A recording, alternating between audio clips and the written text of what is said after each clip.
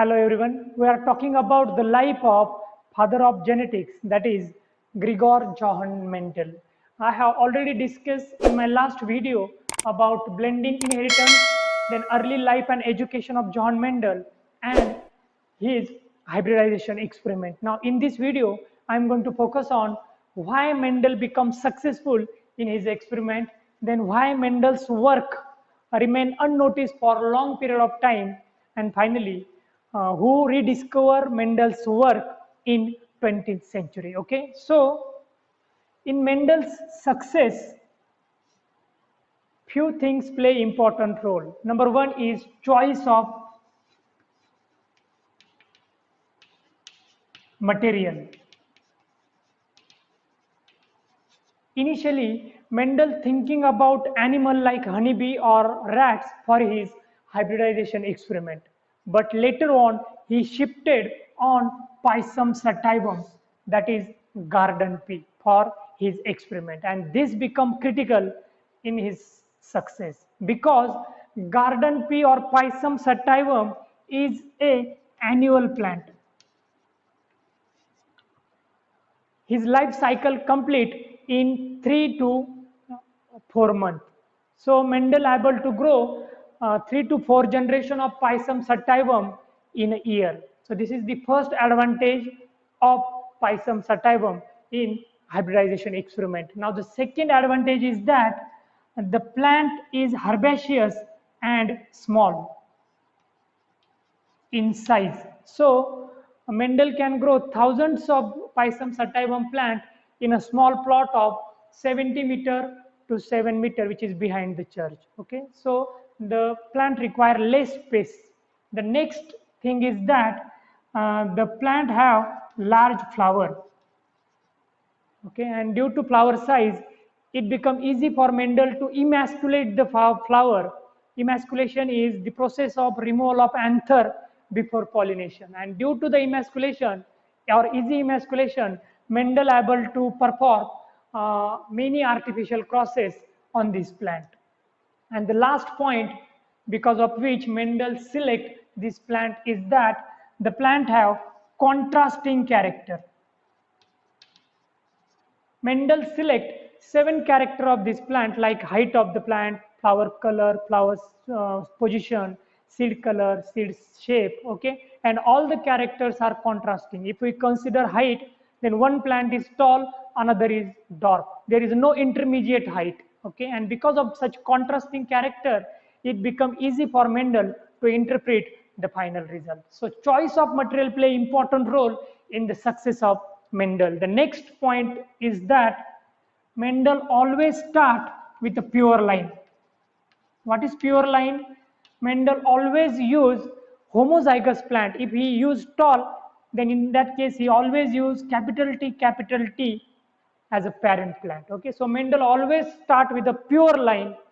Okay, and because of that Mendel got consistent result in his experiment. The third important thing is that unlike other scientists, Mendel consider one character at a time.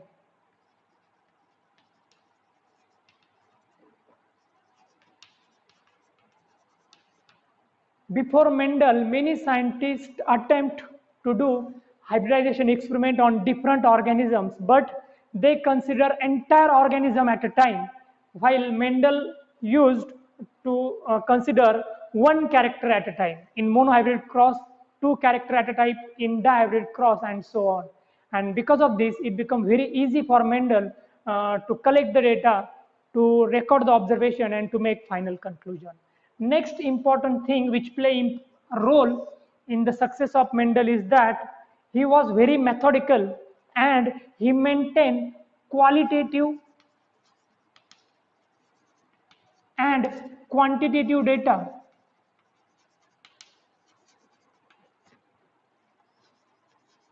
of all the crosses up to 3 generation, which is very important. Next, Mendel, after collecting data, Mendel always used to analyze the data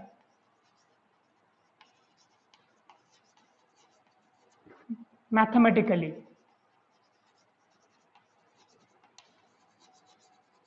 Okay, so as Mendel have mathematical background, this thing help him in final analysis of the data which he obtained during the hybridization experiment. And at the end, luck also play his role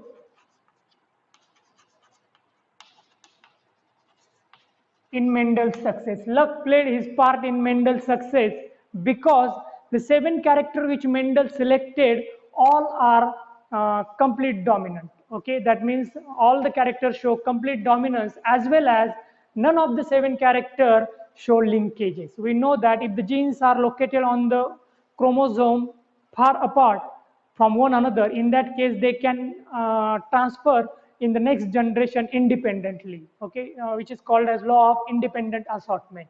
And due to the absence of linkage, all the ratio which Mendel got show consistency. Okay, and because of all these reasons, Mendel got success in his famous hybridization experiment. Number one, he select experimental material wisely, that is Pisum sativum, because of all these reasons. Then he always started with a pure line. Then he considered one character at a time. He maintained the qualitative and quantitative data for 3 generations. Then after collecting the data, he analyzed the data mathematically, which helped him in making final conclusion. And luck also play part in the Mendel's success, because Mendel was unaware about the linkages and dominance till all the 7 characters which he select show complete dominance and they do not show linkage.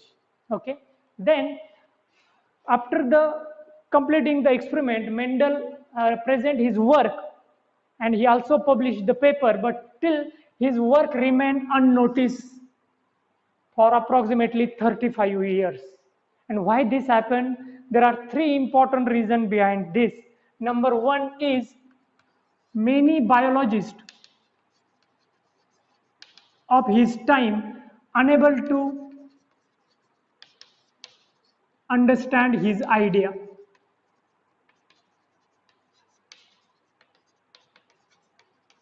Okay, many biologists of Mendel's time unable to get his idea, and because of that they simply ignore the Mendel's finding.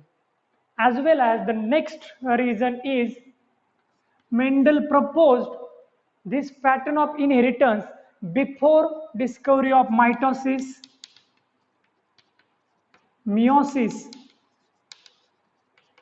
and chromosomes.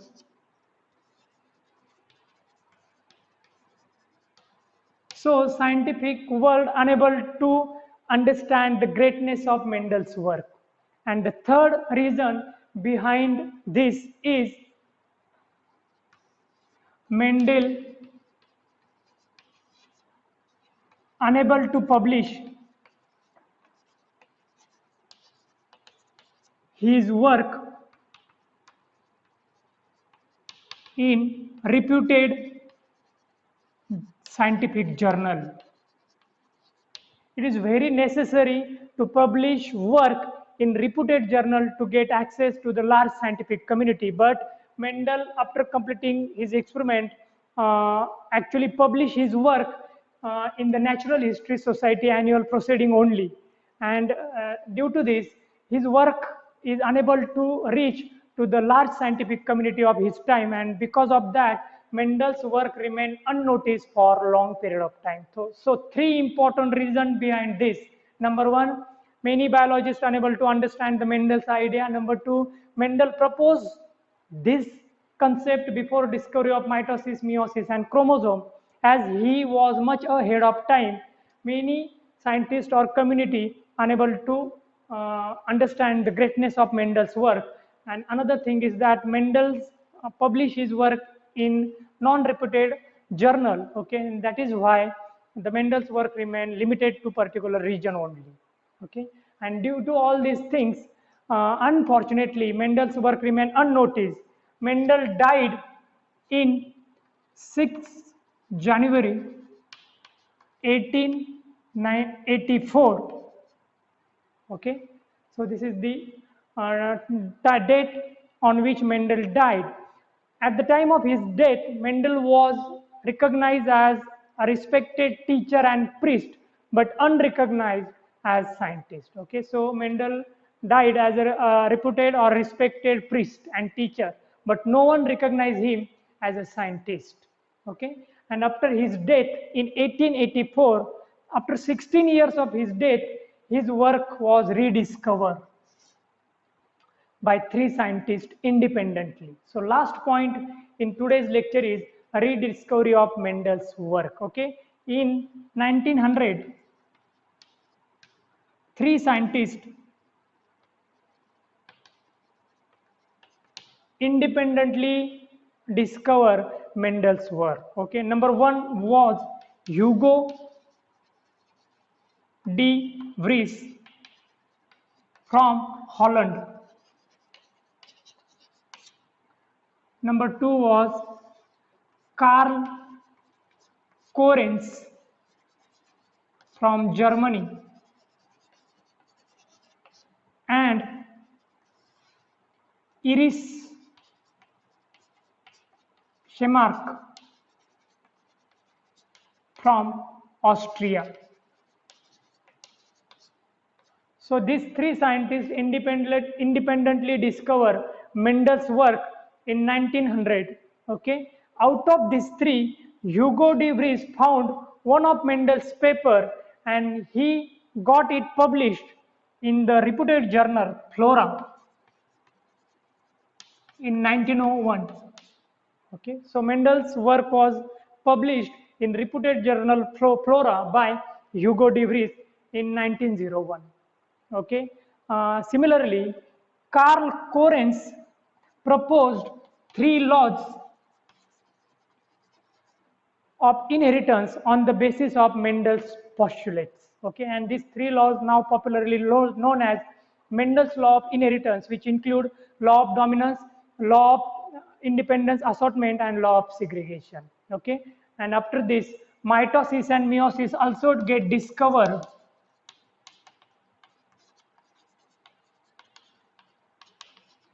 And after discovery of this mitosis and meiosis, all the concepts become clear and scientific world realize the greatness of Mendel and his work.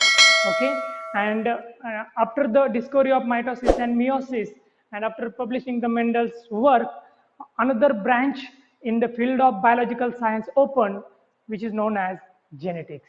So this is all about the biography of great Gregor Johann Mendel. Thank you.